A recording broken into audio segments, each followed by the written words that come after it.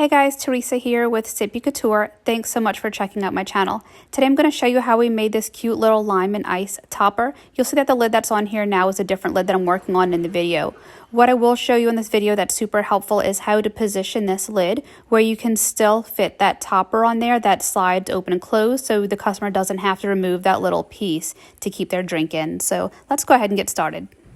I like making my toppers removable for easy cleaning, so I do use magnets. I have the 4 of them kind of wedged into the side of that silicone so they don't move. I did put a few drops of lime green alcohol ink inside the speed dry to give it a little more of a base, but I kind of didn't even need that. I think that the glitter would have just been enough, so I added glitter in there as well.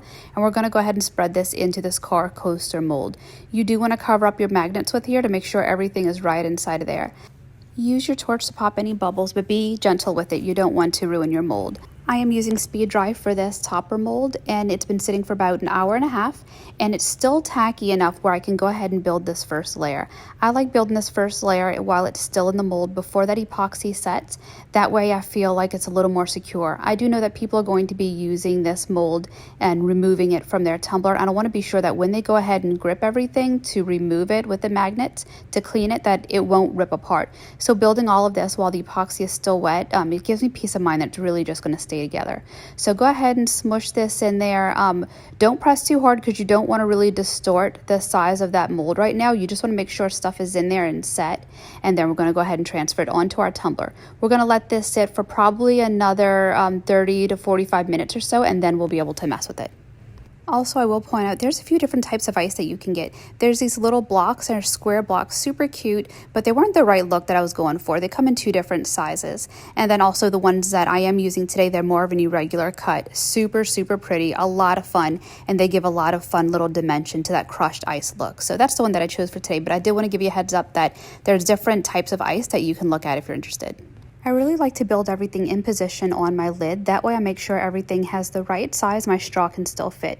One of the little hacks that I do is I take my parchment paper, I rip it about to the size that my lid topper is, and then I smush that down into place, and then I put my topper on top of that. We're going to add the magnets in a minute. It's not on here right now, but this does give me an idea of what I can do to make sure this is all the right size. So put that straw through there, and you'll see that right here. I'm going to be taking my topper and I'm bending it down over my lid.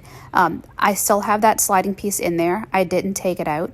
The reason why I'm bending this down is that way this lid that closes the tumbler so drinks don't spill out, it's still in place and the customer will still be able to use it.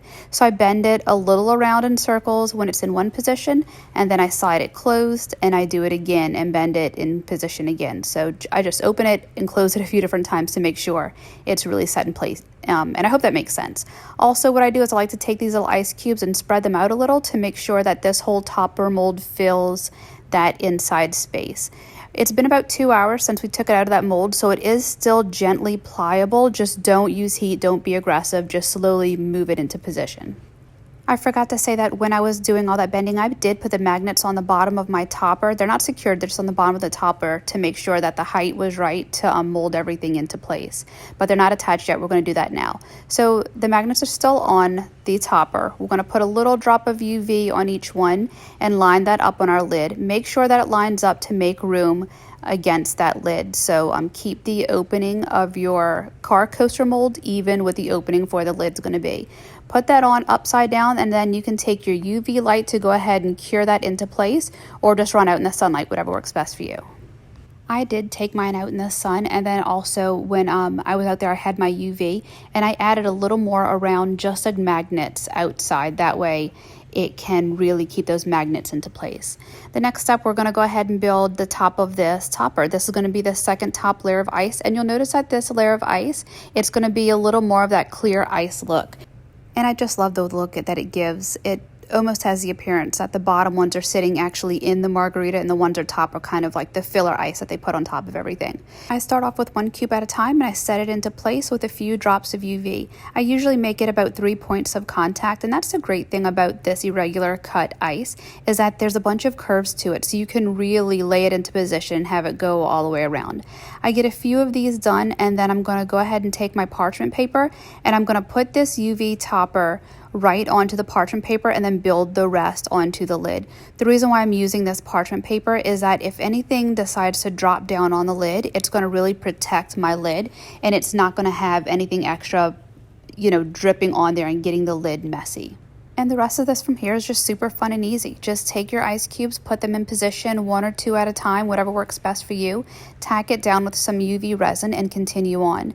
Now I will say that after I got everything in place, just tacked on with UV resin, I went and set this outside for a little bit because my sunlight here in New Orleans is insane, and it cures it a lot better than my flashlight and lamp does. So I put this in place and then set it out in the sun. After that set for a while, I brought it inside and then I did another layer of UV resin just to make sure that everything was really, really set. I don't want anything to fall off, especially if a customer gets a hold of it. So getting that UV on there, making sure it's set, it does a lot for the sunlight for me. So that's it, guys. Thank you so much again for watching. Please give this video a thumbs up and let me know in the comments if there's other toppers that you want to see. Like I said, I just love the fact that we could build this and still have it where the lid is able to open and close. Just wish I would have remembered the right lid when I grabbed this. So let me know if you have any questions. Thanks again for watching. Join our Sippy Couture community group over on Facebook, and then I'm also on Instagram and TikTok. So give us a follow and subscribe. See y'all soon.